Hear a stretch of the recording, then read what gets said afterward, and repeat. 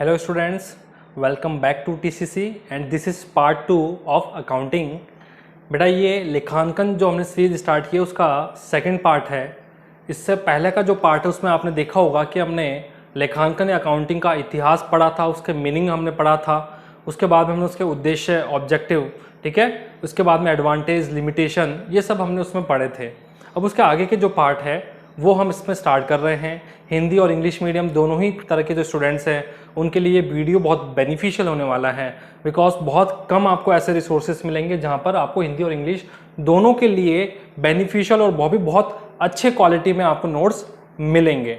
So without wasting any time हम start करते हैं। तो बेटा ये जो वीडियो है इसमें हम स्टार्ट करने वाले हैं बेसिकली पुस्तक पालन यानी बुक कीपिंग से। ये चीज़ क्लियर है। इसमें हम स्टार्ट कहाँ से करेंगे? बुक कीपिंग से।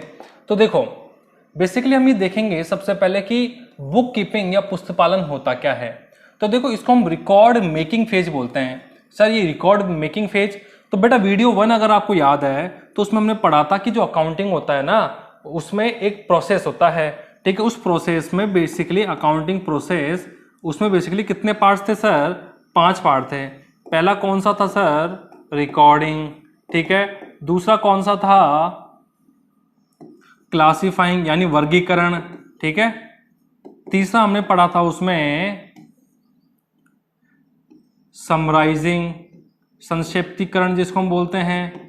चौथा हमने उसमें पढ़ा था एनालिसिस, जिसको हम क्या बोलते हैं? विश्लेषण। ये चीज क्लियर है। तो यहां पे हमको ये देखना है कि रिकॉर्ड मेकिंग फेज मतलब कि जो बुक कीपिंग है उसमें सिर्फ फर्स्ट वाला जो पार्ट होता है ना इसी का काम होता है, यानी सिर्फ इसमें हम रिकॉर्ड करते हैं चीजों को। ये चीज क्लियर है, ठीक है। So book keeping is the record making phase of accounting which is concern with the recording of, जिसमें हम रिकॉर्ड करते हैं क्या सर? फाइनेंशियल ट्रांजेक्शंस को, वेबसाइट से रिलेटेड जितने भी लेन देन होते हैं उनको रिकॉर्ड करते हैं, ठीक है। And events relating to the business, ठीक है। इसके अलावा बिजनेस रिलेटेड जितने भी इवेंट्स होते हैं, ठीक है, जो हमारे बिजनेस के लिए बहुत इंपॉर्टेंट होते हैं उन सबको हम इसमें क्या करते हैं? रिकॉर्ड करते हैं। इसके अलावा bookkeeping is the recording phase while accounting is summarising phase. अब देखो इसको थोड़ा सा करेक्ट आप कर लो ना।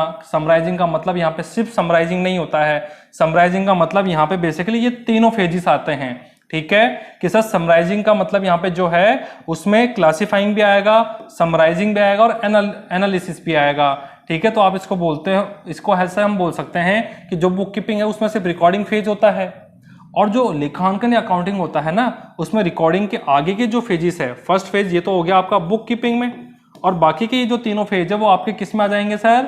अकाउंटिंग में यानी लेखांकन में। ये चीज क्लियर है, ठीक है। अब इसके बाद में हम देखते हैं कि सर बुक कीपिंग और हमारा ये जो लेखांकन है इनके बीच में क्या क्या डिफरेंसेस हो सकते हैं। इनके बीच में हम 5 डिफरेंस हम देखेंगे। ये चीज क्लियर है। तो देखो सबसे पहले हम देखेंगे इन दोनों के बीच में कुछ डिफरेंस। तो सर ये तो हो गया हमारा बुक कीपिंग, ये हो गया हमारा अकाउंटिंग या लेखांकन। पहला क्या है सर? ये रिकॉर्डिंग फेज है, ठीक है। रिकॉर्डिंग चरण है, पहला चरण है सिर्फ ये। और अकाउंटिंग में मैंने बताया था क्लासिफाइंग, समराइजिंग और एनालिसिस, आगे के तीनों फेज आते हैं। यानी जो फर्स्ट फेज होता है वो तो किस में आ जाता है? रिकॉर्डिंग में, और बाकी के आगे के जो फेजेस है वो किस में आएंगे सर? लेखांकन में, ठीक है। ये प्राइमरी स्टेज होती है सर, ये अकाउंटिंग की प्राइमरी स्टेज होती है, यानी अकाउंटिंग का प्रोसेस यहां से स्टार्ट होता है। जबकि ये जो अकाउंटिंग होती है ना वो बुक कीपिंग के आगे का हिस्सा होता है, ठीक है। यहां पे हमने क्या बोला कि सर बुक कीपिंग जो होता है वो अकाउंटिंग का प्राइमरी स्टेज यानी अकाउंटिंग से पहले होता है, जबकि जो अकाउंटिंग है वो बुक कीपिंग का सेकेंडरी यानी बुक अकाउंटिंग जो होता है वो बुक कीपिंग के बाद में होता है। ये चीज क्लियर है, पहले बुक कीपिंग फिर अकाउंटिंग, ठीक है। या इसको हम एक तरह से ऐसे भी बोल सकते हैं कि जहां पे बुक कीपिंग खत्म होता है ना उसके आगे से अकाउंटिंग स्टार्ट होता है। ये चीज क्लियर है। फिर पार्ट 3 हम देखेंगे it is routine in nature, ठीक है, कि सर ये बहुत सिंपल है, ठीक है। And does not required special knowledge. Sir किसी तरह की कोई स्पेशल नॉलेज नहीं चाहिए होती बुक कीपिंग के लिए, क्योंकि एंट्री से तो करनी है, ठीक है। तो कोई भी जो भी नॉर्मल पढ़ा लिखा आदमी है, थोड़ी बहुत भी अगर उसको अकाउंटेंसी की इंफॉर्मेशन है वो ये रिकॉर्ड कर सकता है। ये चीज क्लियर है। लेकिन सर एनालिसिस या समराइज करने में बेसिकली अकाउंटिंग या लेखांकन की स्पेशलाइज्ड नॉलेज चाहिए होती है, इसकी हमको इसका विशेष ज्ञान चाहिए होता है, ठीक है। यानी हम इसके लिए विशेषज्ञ होने चाहिए। ये चीज क्लियर है। इसके बाद में सर ये जूनियर स्टाफ भी कर सकता है, जिनको हम क्या बोलते हैं, बुक कीपर्स, यानी बुक कीपिंग का काम जो करते हैं उनको हमने क्या बोला, बुक कीपर्स। तो कोई भी ये कर सकता है। और सर जो अकाउंटिंग होता है वो सिर्फ सीनियर स्टाफ करता है, और इसको हम क्या बोलते हैं, जो अकाउंटिंग करता है उसको हम क्या बोलते हैं, अकाउंटेंट्स। ये चीज के लिए लेखाकार। फिफ्थ पॉइंट हमने देखा, it does not give the complete. Sir हमारे व्यवसाय के बारे में ये कंप्लीट इंफॉर्मेशन नहीं देता है, क्योंकि हम तो सिर्फ रिकॉर्ड ही तो कर रहे हैं। कंप्लीट इंफॉर्मेशन तो तब पता चलेगी जब उनका वर्गीकरण करेंगे, फिर उनका संक्षिप्तीकरण करेंगे, फिर उनका कोई मीनिंगफुल इंफॉर्मेशन हम निकालेंगे, यानी विश्लेषण करेंगे, तब हमको पता चलेगा कितना प्रॉफिट हुआ है, कितना लॉस हुआ है, कौन सी चीजें अच्छी हुई है, कौन सी चीजें बुरी हुई है, कहाँ कम खर्चा हुआ है, कहाँ ज्यादा खर्चा हुआ है। लेकिन बुक कीपिंग में तो ये सब हम करते ही नहीं है। बुक कीपिंग में तो हम सिर्फ क्या करते हैं सर, रिकॉर्ड। ये चीज क्लियर है, सिर्फ चीजों को लिख लेते हैं, इसको हम क्या बोलते हैं, बुक कीपिंग। ये चीज क्लियर है। जबकि सर जो अकाउंटिंग है होती है वो हमको कंप्लीट पिक्चर देती है हमारे बिजनेस की। ये चीज क्लियर है। बुक कीपिंग कंप्लीट रिकॉर्ड नहीं देता है, अकाउंटिंग हमको कंप्लीट रिकॉर्ड देता है। तो बेटा ये थे 5 differences between book keeping and accounting, यानी पुस्तक पालन और लेखांकन। ठीक है, इसके बाद में हम चलेंगे आगे। ठीक है, तो इसके बाद में अगर हम आगे चले तो हमारे आगे जो है वो है ब्रांचेस ऑफ अकाउंटिंग। ठीक है, क्या है, ब्रांचेस ऑफ अकाउंटिंग। तो सर इसमें क्या पढ़ने वाले हैं, इसमें हम बेसिकली ये पढ़ने वाले हैं कि जो लेखांकन होता है उसके कितने टाइप होते हैं। ठीक है, तो जिसको अगर किसी को मान लो ये शाखा वर्ड सही नहीं लगता है तो प्रकार भी बोल सकते हैं। कितने अलग अलग प्रकार के लेखांकन है, हालांकि शाखा जो है, शाखा है वो सही वर्ड है। ठीक है, लेकिन प्रकार बोल सकते हो आप, सिंपल लैंग्वेज में बोलना चाहो तो कितने प्रकार के लेखांकन है। पहला है सर फाइनेंशियल अकाउंटिंग, जिसको वित्तीय लेखांकन भी बोलते हैं। ये चीज क्लियर है। तो सर फाइनेंशियल अकाउंटिंग मतलब इसमें सर सारा प्रोसेस तो अकाउंटिंग के तरह ही होगा ना, कि पहले रिकॉर्ड करेंगे, फिर क्लासिफाई करेंगे, फिर समराइज करेंगे, फिर एनालिसिस करेंगे। हाँ, ये सारे स्टेप्स हर तरह के अकाउंटिंग में सेम रहेंगे, लेकिन यहाँ पे हमारा जो मोटिव होता है, उद्देश्य होता है ना, वो बदल जाता है कि हम रिकॉर्ड क्यों कर रहे हैं। तो उसी हिसाब से रिकॉर्ड करने के थोड़े से तरीके भी चेंज हो जाते हैं। ये चीज क्लियर है। तो देखो फाइनेंशियल अकाउंटिंग यानी वित्तीय लेखांकन में सर हमारा मेन काम क्या होता है, it is that branch of accounting which is concern with recording of business. Sir business के ट्रांजेक्शन को रिकॉर्ड करेंगे कैसे, ठीक है, इस तरीके से रिकॉर्ड करेंगे जिससे हमको प्रॉफिट या लॉस पता करने में क्या हो, हेल्प हो। सर वित्तीय लेखांकन में हम क्या कर रहे हैं, सर वित्तीय लेखांकन में हमारे व्यवसाय से संबंधित जितने भी लेन देन है हम उसको इस प्रकार से लिखेंगे, इस प्रकार से रिकॉर्ड करेंगे जिससे हमने कितना लाभ या कितनी हानि हमको हुई है, ठीक है, वो हमको पता चल सके। ये ठीक, ये चीज क्लियर है। तो इसी को हम बोलते हैं वित्तीय लेखांकन। सेकेंड है कॉस्ट अकाउंटिंग, ठीक है, यानी लागत लेखांकन। ठीक है, it is that branch of accounting. Sir ये अकाउंटिंग की वो वाली शाखा है जिसमें हम क्या करते हैं sir, ascertainment of total cost, यानी हम सर टोटल कॉस्ट पता लगाने की कोशिश करते हैं या पर यूनिट कॉस्ट पता लगाने की कोशिश करते हैं। सर किसकी, गुड्स या सर्विसेज की। गुड्स का मतलब क्या होता है सर, गुड्स का मतलब ऐसी चीजें जिनको बेच के हम मुनाफा या प्रॉफिट कमाना चाहते हैं, जिसको माल भी बोलते हैं। तो सर लागत लेखांकन या कॉस्ट अकाउंटिंग में हम क्या करते हैं, इस तरीके से हम अकाउंटिंग प्रोसेस करते हैं जिससे हमको या तो टोटल कॉस्ट पता चल जाए या कॉस्ट पर यूनिट हमको पता चल जाए। यानी अगर मान लो मैं क्रिकेट के बैट बेचता हूं तो मैं ये पता करना चाहूंगा कि सर ये पूरा जो मेरे को प्रोसेस हुआ है, बैट बनाना, खरीदना, सारे सामान टोटल बेचने तक का, उस सब में मेरे को एक बैट की जो कीमत है वो कितनी पड़ी है, उसको हम बोलते हैं कॉस्ट पर यूनिट। ये चीज क्लियर है, यानी प्रति इकाई लागत। ये चीज क्लियर है। तभी तो बेटा मेरे को पता चलेगा, मान लो एक बैट की कॉस्ट मेरे को पड़ी है, लागत मेरे को पड़ी है 500 रुपए, तभी तो मैं सोचूंगा कि इसको 500 रुपए में बेचूं, उससे ज्यादा में बेचूं, कितने में बेचूं। ठीक है, तो लागत लेखांकन में हमारा जो मूल उद्देश्य होता है वो क्या होता है सर, टोटल कॉस्ट या प्रति इकाई लागत पता करना। तीसरा होता है सर मैनेजमेंट अकाउंटिंग, जिसको हम प्रबंधन लेखांकन भी बोलते हैं। सर ये अकाउंटिंग की वो शाखा है जिसमें बेसिकली हम बिजनेस रिलेटेड अकाउंटिंग इंफॉर्मेशन को इस तरीके से रिकॉर्ड करते हैं जिससे वो इंफॉर्मेशन जो है वो हमारे मैनेजमेंट को हेल्प करे। सर हेल्प तो करेगी, पर कैसे बेटा, वो हेल्प करेगी controlling and operating of a business, यानी बिजनेस को चलाने में हेल्प करेगी, बिजनेस को संभालने में हेल्प करेगी, बिजनेस को ग्रो करने में हेल्प करेगी। ये चीज क्लियर है सर, कैसे, तो देखो जब हमको कोई बिजनेस करना है तो हम वो बिजनेस के लिए बहुत सारी एक्टिविटीज़ होगी, उन सभी एक्टिविटीज़ को हम अच्छे से रिकॉर्ड करेंगे, उन सबको हम फिर एनालिसिस करेंगे कि कौन सी एक्टिविटी हमारी ऐसी थी जिससे हमको अच्छा मुनाफा हुआ, कौन सी एक्टिविटी से हमको लॉस हुआ, कौन सी एक्टिविटी ऐसी है जिससे हमको साल दर साल लॉस ही होता जा रहा है हर साल, ठीक है, उसको तो बंद ही कर दो। कौन सी ऐसी एक्टिविटी है सर जिससे लॉस तो हो रहा है आज हमको लेकिन आगे प्रॉफिट हो सकता है, तो हम उसको चालू रखेंगे, ठीक है। तो इस प्रकार क्या होता है मैनेजमेंट अकाउंटिंग यानी हमारा जो प्रबंधन लेखांकन है ना, उसमें हम इस प्रकार से एनालिसिस करते हैं, विश्लेषण करते हैं हमारे वेबसाइट इंफॉर्मेशन का, डेटा का, कि बेसिकली उससे हमको इकोनॉमिक डिसीजन या हमारे व्यवसाय से रिलेटेड निर्णय लेने में हमको क्या हो, मदद हो कि कौन सी चीजों को हमको आगे बढ़ाना है, कौन सी चीजों को थोड़ा हमको रोकना है। ये चीज क्लियर है। तो हमने देखा यहाँ पे सर हमारी जो ब्रांचेस होती है टोटल कितनी होती है, 3। इन तीनों के आपको नाम याद रखने हैं और इनका मूल उद्देश्य जो होता है वो क्या होता है, ठीक है, वो आपको अच्छे से याद रखना है। देखो इसके अलावा आपकी एक बेसिकली सोशल रेस्पॉन्सिबिलिटी अकाउंटिंग भी हो सकती है, ये चीज क्लियर है, ठीक है। तो बेसिकली ये 3 तो आपके इंपॉर्टेंट हो ही गए हैं, ठीक है। एक सोशल रेस्पॉन्सिबिलिटी अकाउंटिंग भी आपकी हो सकती है। मैं नाम लिख देता हूं कहीं पे,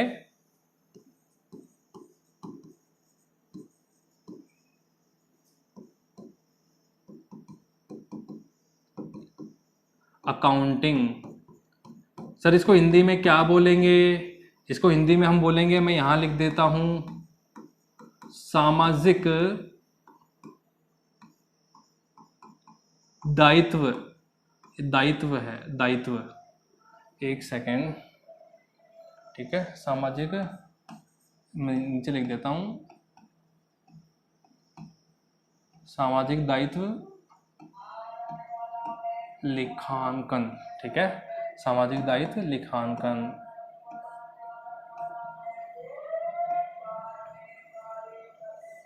ये चीज क्लियर है। चलो अब हम आगे चलते हैं।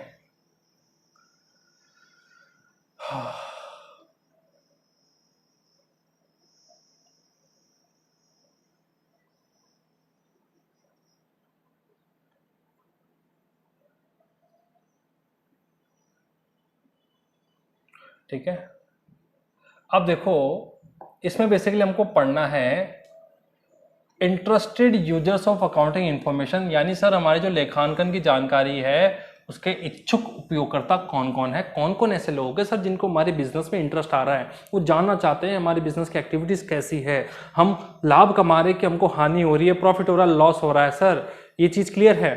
बहुत सारे लोग हैं, बहुत सारी संस्थाएं ऐसी है जिनको हमारे बिजनेस में बहुत ज्यादा इंटरेस्ट है, ठीक है। बोले सर हमारी पड़ोसियों को तो हमारी लाइफ में इंटरेस्ट था ही, अब ये कौन लोग हैं जिनको हमारे बिजनेस में भी इंटरेस्ट है और इनको क्या इंटरेस्ट है, तो यही हम इसमें देखने वाले हैं। तो बेटा सबसे पहले तो ये जो इंटरेस्टेड यूजर्स होते हैं ना, इनको हमने 2 पार्ट्स में डिवाइड किया है, ठीक है, यानी जो इच्छुक उपयोगकर्ता होते हैं ये एक तो होते हैं बेटा इंटरनल, एक तो कौन से होते हैं इंटरनल, एक कौन से होते हैं सर एक्सटर्नल। इंटरनल मतलब सर वो लोग जो हमारे बिजनेस का ही एक क्या है हिस्सा है, जैसे जैसे सर ओनर यानी मालिक या स्वामी, दूसरा हो गया मैनेजमेंट यानी प्रबंधन के सारे लोग, तीसरा हो गया हमारे कर्मचारी यानी एम्प्लॉइज। सर ओनर को क्या ही इंटरेस्ट है, बिजनेस का जो स्वामी है वो बिजनेस के बारे में क्यों जानना चाहता है, अरे सर क्या बात कर रहे हो, बिजनेस का स्वामी जानना चाहेगा कि उसने जो पैसा लगाया उस पर कितना रिटर्न आया है, साथ ही साथ उसका जो बिजनेस है उसकी फाइनेंशियल हेल्थ कैसी है, ठीक है सर। बिजनेस के स्वामी का तो हम समझ गए, पर हमारे जो प्रबंधन के लोग हैं, हमारे जो मैनेजमेंट के लोग हैं, उनको क्या इंटरेस्ट है हमारे बिजनेस में, तो वो जानना चाहते हैं कि हमारा जो बिजनेस है वो कैसा परफॉर्म कर रहा है जिससे वो आगे के डिसीजन ले सके, ठीक है, कि हमारे बिजनेस में कौन सी एक्टिविटीज अच्छी हो रही है, कौन सी बुरी हो रही है, फिर से वही बात, जो बुरी हो रही है उनको बंद कर दो, अच्छी हो रही है उनको बढ़ाते रहो, ये चीज क्लियर है, ठीक है। तो प्रबंधन को सर क्या इंटरेस्ट हमारे बिजनेस की इंफॉर्मेशन में, सर उनको हमारे बिजनेस की इंफॉर्मेशन में ये जानने में इंटरेस्ट है कि हमारे बिजनेस जो है वो कौन सी चीजें अच्छी कर रहा है और कौन सी चीजें बुरी हो रही है, ताकि वो अपने डिसीजन ले सके। सर ठीक है, प्रबंधन भी समझ में आ गया, पर कर्मचारी जो होते हैं उनको क्या इंटरेस्ट है, ठीक है, वो हमारे बिजनेस के फाइनेंशियल जो इन्फॉर्मेशन वो क्यों जानना चाहते हैं कि हम कैसा परफॉर्म कर रहे हैं, तो बेटा वो इसलिए जानना चाहते हैं कि अगर हमने क्या कमाया है प्रॉफिट, तो वो बोलेंगे सर हमारे जो है सैलरी बढ़ा दो, ठीक है। वो ये चेक करना चाह रहे हैं कि उनको जितने भी बेनिफिट मिलने चाहिए वो सारे बेनिफिट मिल रहे हैं कि नहीं मिल रहे हैं, ठीक है, मिल रहे हैं तो थोड़े और ज़्यादा अच्छे मिले, ठीक है, उनका प्रमोशन हो, उनको और अच्छी अच्छी अपॉर्चुनिटीज अवसर मिले, ठीक है, तो वो इसलिए जानना चाहते हैं। अब इसमें हम देखेंगे कि बेसिकली जो हमारे अकाउंटिंग इंफॉर्मेशन है उसके जो यूजर्स हैं, ठीक है, तो सर हमने देखा था दो टाइप के होते थे, एक तो इंटरनल और एक एक्सटर्नल।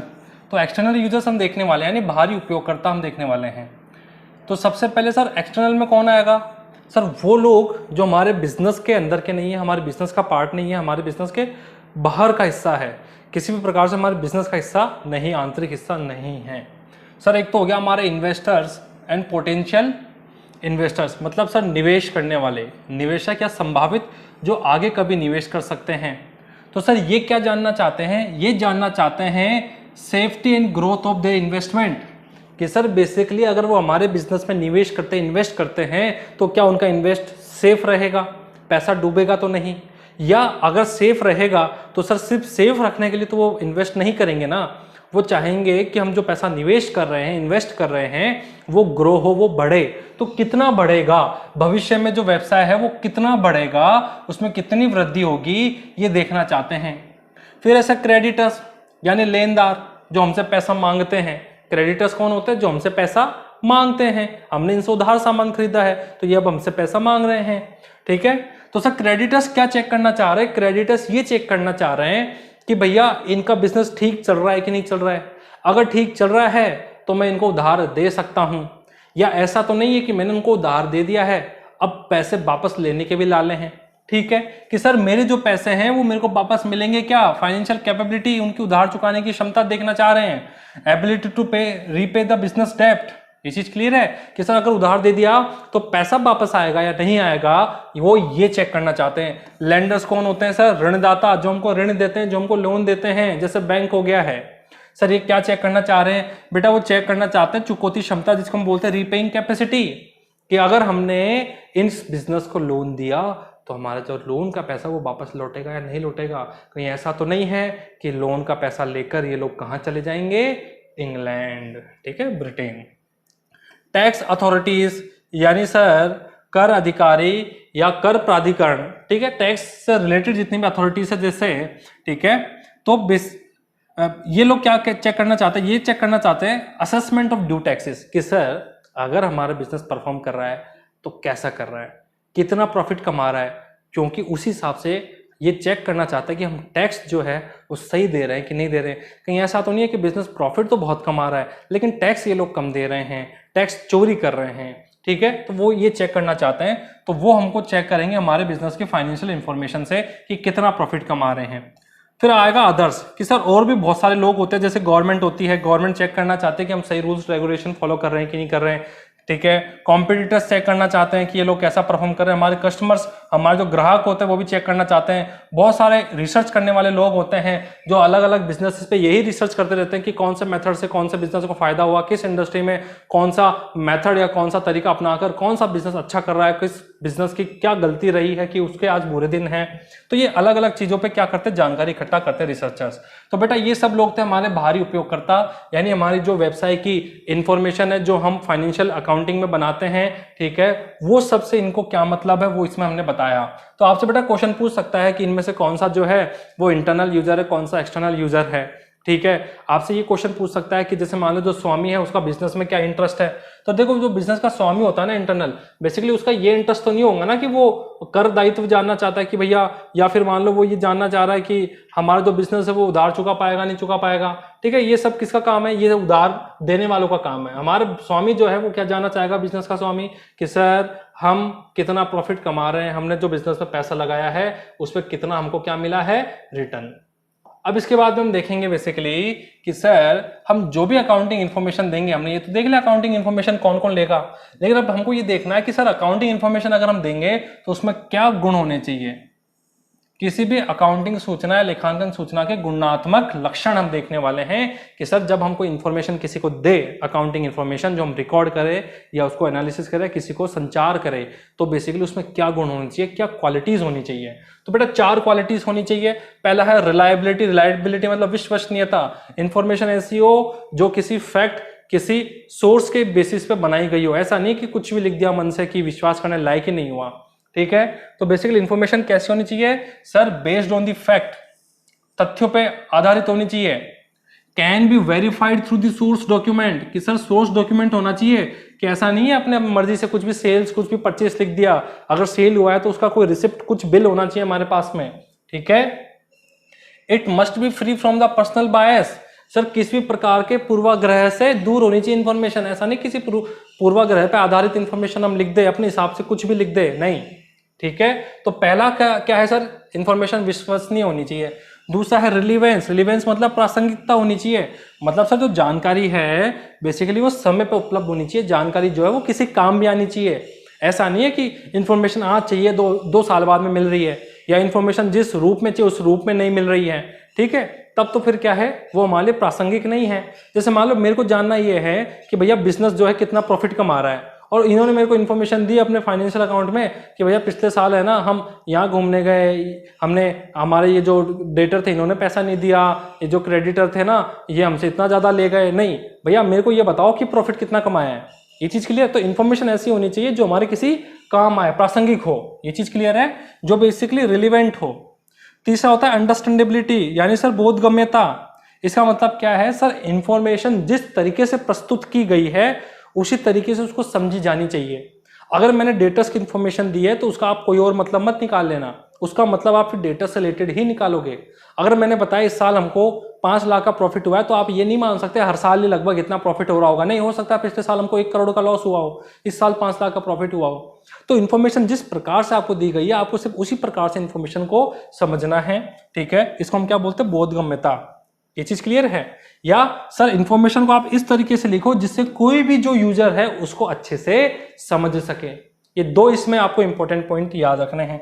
तीसरा है सर कंपेरेबिलिटी, यानी सर तुलनीयता, इंफॉर्मेशन ऐसी हो जिसको हम तुलना भी कर सके, ठीक है। या तो आप ऐसा लिखो कि भैया इस साल 5 लाख का प्रॉफिट हुआ तो पिछले साल की भी लिखो ना, पिछले साल कितना हुआ था, भाई इस साल 5 लाख का हुआ है उससे तो कुछ पता ही नहीं चल रहा है कि पिछले साल क्या हुआ था, आने वाले साल में क्या हुआ।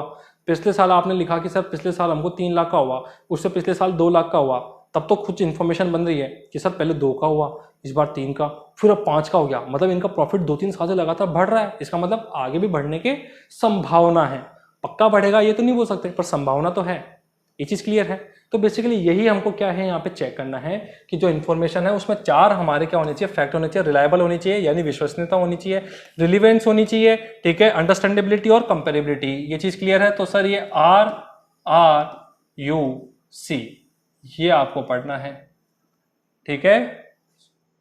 तो R का मतलब यहाँ पे क्या हो गया है सर, रिलीवेंस विश्वसनीयता, फिर सर सॉरी रिलायबिलिटी विश्वसनीयता, फिर आएगा सर रिलीवेंस, रिलीवेंस मतलब प्रासंगिकता, सर अंडरस्टैंडेबिलिटी मतलब बोधगम्यता, सर कंपेरेबिलिटी मतलब तुलनीयता।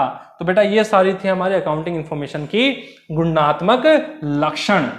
आई होप कि जो पार्ट 2 है अकाउंटेंसी का इंट्रोडक्शन का वो आप सभी को अच्छे से समझ में आया होगा। किसी भी टाइप की जो कॉम्पिटिटिव एग्जाम है उन सभी के लिए जो बेसिक इन्फॉर्मेशन आपको चाहिए होती है, जहां से आपसे क्वेश्चन भी पूछा जाता है, या ऐसे इन्फॉर्मेशन जो आपको आगे लेखांकन को समझने में मदद करता है, वो सभी हमने इन 2 पार्ट्स में डिस्कस की है।